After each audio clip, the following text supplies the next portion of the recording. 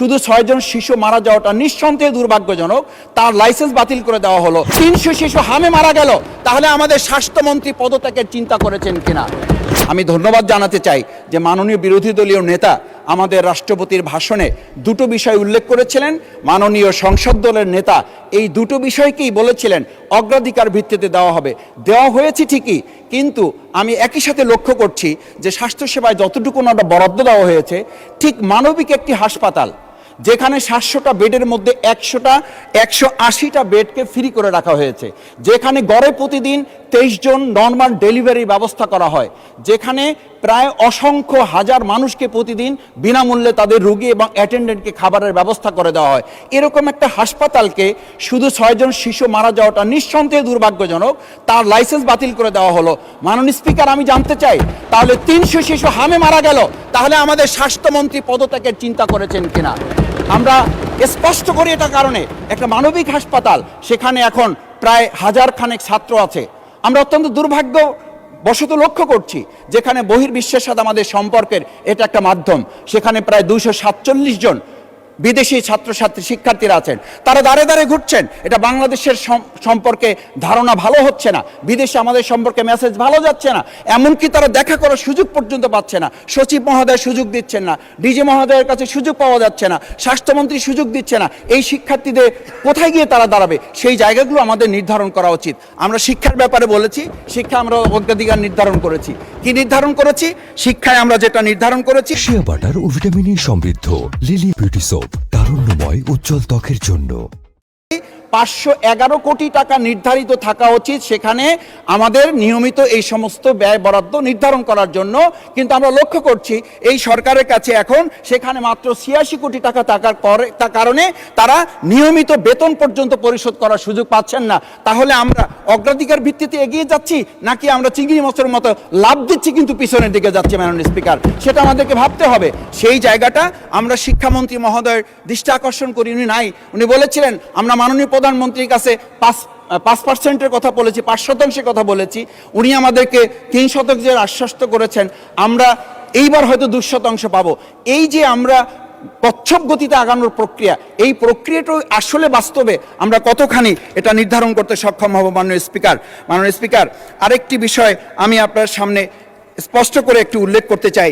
আমাদের এই যে বর্তমান বাজেট ব্যবস্থাপনায় আমরা যেটা রেখেছি যে আমাদের এমপিভুক্ত 2 লাখ শিক্ষক, এই এমপিভুক্ত শিক্ষকদের ব্যাপারে শুনেছি মে মাসের বেতন এখন পর্যন্ত তাদেরকে দেওয়া যায় নাই। আমরা সুখবরের কথা শুনি, কিন্তু সুখবর তো ইতিমধ্যে তাদের পরিবার পরিচালনা সহ তাদের জীবন তো প্রায় অতিষ্ঠ অবস্থা, শুধু না জীবন তাদের মুমূর্ষু অবস্থায় পৌঁছে গেছে। একটা পরিবার তার মায়ের চিকিৎসা করতে পারছে না, তার সন্তানদের ভরণ পোষণের ব্যবস্থা তারা গ্রহণ করতে পারছে না। সেই জায়গাগুলো আমার বোধহয় আমাদের বাজেটে যেভাবে আলোচনা হওয়ার কথা ছিল সেই আলোচনাটা আমরা নিতে পারি নাই। মাননীয় স্পিকার, আমি এবার আমার দক্ষিণ অঞ্চলের কয়েকটা বিষয় আপনার মাধ্যমে উপস্থাপন করতে চাই। আমাদের বাজেটে যেটা একেবারেই গ্যাপ হয়েছে বলে মনে হয়েছে, আমরা বিগত সরকারের সময় শুনেছি আমাদের পদ্মা সেতু হয়েছে, হোক 15,000 কোটি টাকার সেতু, আমাদের অন্তত 45,000 কোটিতে হয়েছে। এরকম আর দুর্ভাগ্যজনক পরিস্থিতি। আবার বড় যে প্রকল্পের কথা আমরা বলবো, আমরা তো সেই সিঁদুরে ভয় পাওয়া মানুষ, আমরা তো এইসব ভয় পাই যে বড় বড় মেগা প্রজেক্ট হবে, বড় বড় মেগা দুর্নীতি হবে।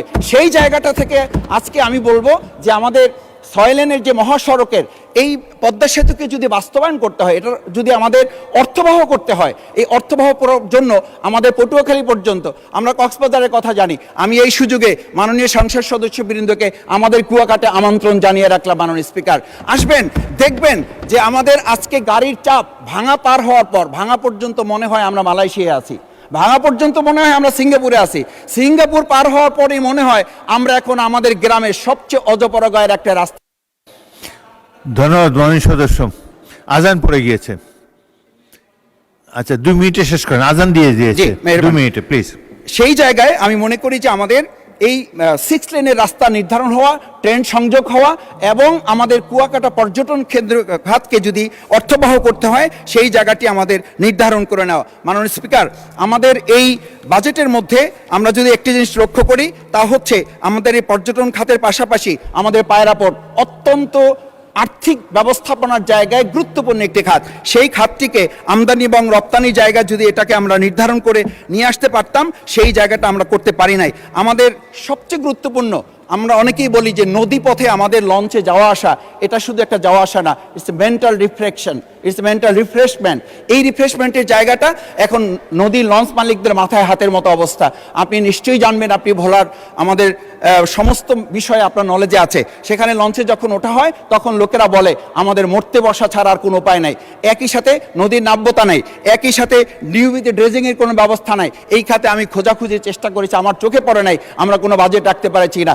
নদী বাঁচলে বাঁচবে বাংলাদেশ, মাননীয় স্পিকার। সেই জন্য নদীর এই নাব্যতা এবং ড্রেজিংয়ের ক্ষেত্রে আমি আশা করি যে বাজেটের একটা গুরুত্বপূর্ণ অংশ এখানে নির্ধারণ করা হবে। কীর্তনখোলা, তেঁতুলিয়া, আড়িয়ালখা, বিষখালী সহ পর্যটনের এই নৌপথ উন্নয়নে যদি আমরা ব্যবস্থা নিতে পারি, তাহলেই কেবলমাত্র আমাদের এই উন্নয়নগুলো সম্ভব হবে। মাননীয় স্পিকার, আমার প্রিয় বাউফল, সেই বাউফলে আমি জনগণের কাছে ভোট চাইতে গিয়ে শুধু একটা কথা বলেছিলাম, মাদক নির্মূল করব, কবর রচনা করব।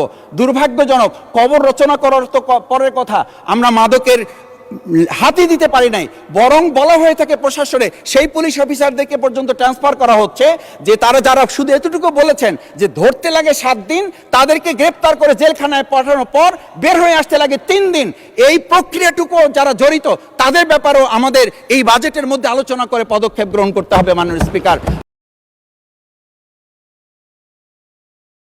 শিয়া বাটার ও ভিটামিন ই সমৃদ্ধ লিলি বিউটি সোপ, তারুণ্যময় উজ্জ্বল ত্বকের জন্য।